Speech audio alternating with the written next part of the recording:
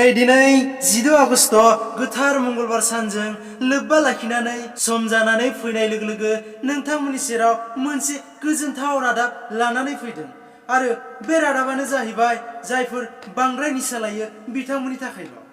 मा नोंथाङा बांद्राय जौ लोंनानै बांद्राय सिगारेट बिरि सोबनानै देहाखौ दुलबर मोनो नामा? बिदिब्ला नोंथाङा नै भिडिअखौ जोबनायाव लासै नायलांदो।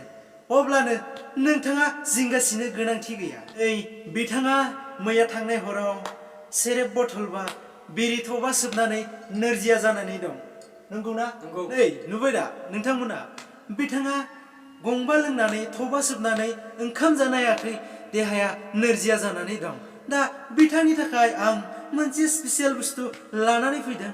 बेनो जाहैबाय नाया ORS आरो बेजों लोगोसे मोनसे पाइप मोनफागोन।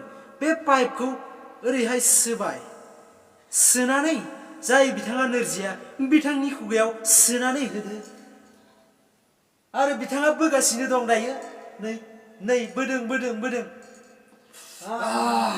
मा गोजोनबाय नामा नोंथाङा? गोजोनबाय। नुबाय बेनि पावारखौ लोगो प्रमान। बिदिब्ला नोंथाङाबो ओरैनो लेला लेथा थानो गोनांथि गैया जौ लोंनानै बिरि सोबनानै दुलबर जाब्लाबो। बिदिब्ला नोंथाङाबो खाथि खालानि दखानाव मेरला मोनो, बायहैदो। दुलबर मोनोब्ला बेखौ सोबदो लोगो प्रमान। नंगौना? नंगौ गुरु गोजोनबाय गुरु